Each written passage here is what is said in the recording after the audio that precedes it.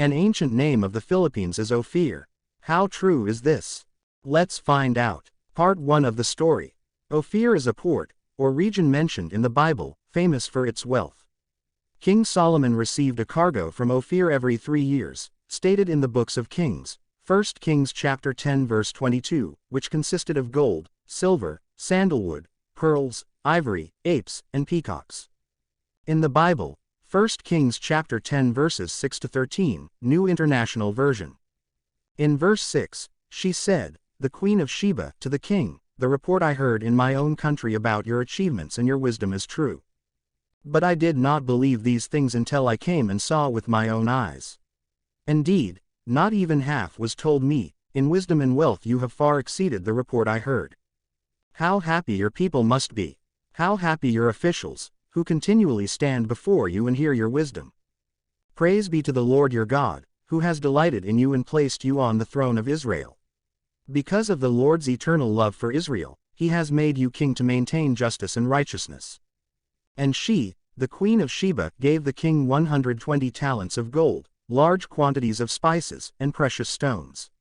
Never again were so many spices brought in as those the Queen of Sheba gave to King Solomon. Hiram's ships brought gold from Ophir, and from there they brought great cargoes of almug wood, and precious stones. The king used the almug wood to make supports for the temple of the Lord and for the royal palace, and to make harps and lyres for the musicians. So much almug wood has never been imported or seen since that day. In verse 13, King Solomon gave the Queen of Sheba all she desired and asked for, besides what he had given her out of his royal bounty. Then she left and returned with her retinue to her own country. The prayer of King David for his son, King Solomon in the books of Psalm was answered, written in the books of Kings.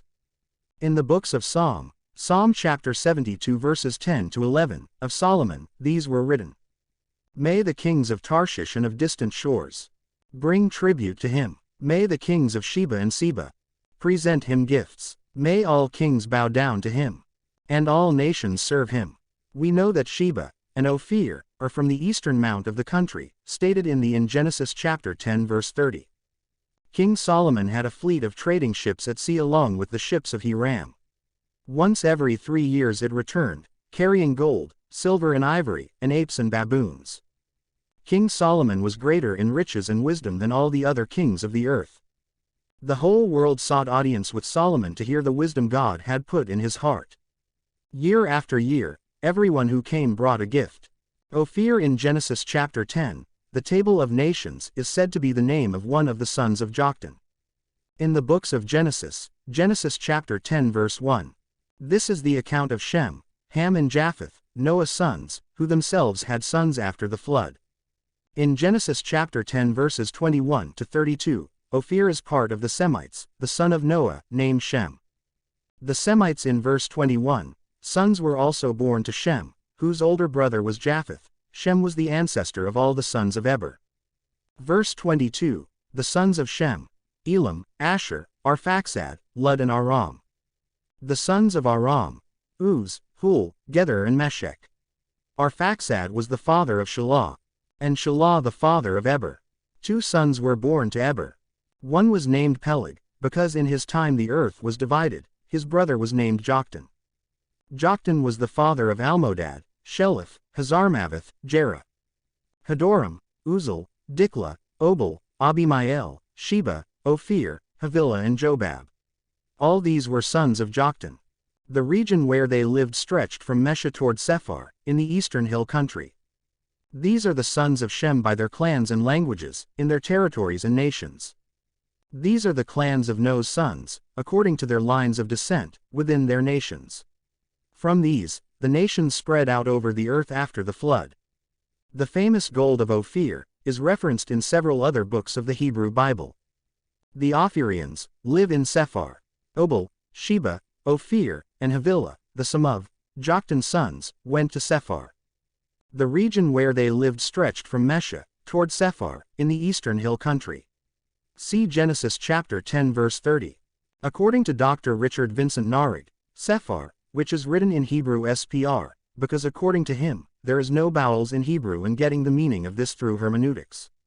Sephar in hermeneutics, say, with the root word, para, means the place of budding or origin. Also Sephar means book, scribe and numbering. In Genesis chapter 10 verse 30, Sephar is the eastern border of earth. This suggests that place in the eastern borders of Shem are China, Japan, Indonesia, Papua New Guinea, and Philippines.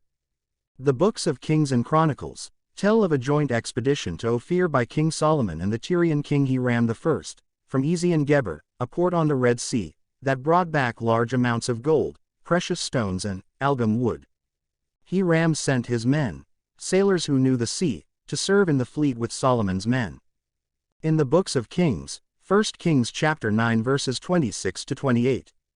In verse 26, King Solomon also built ships at Ezion-Geber, which is near Elath, in Edom, on the shore of the Red Sea.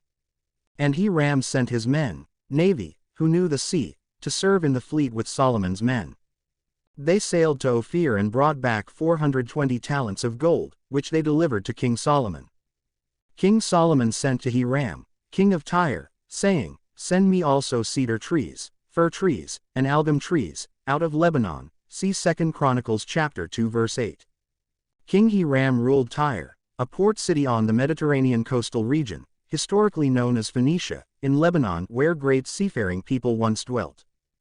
King David already amassed the gold and silver to furnish the temple through his alliance with Hiram, as he was indeed bent on proceeding with the project. In 1 Chronicles chapter 28 verses 10 to 20, King David gave his son, Solomon with all the completed building plans and the exact amount of gold and silver needed to make all the temple articles.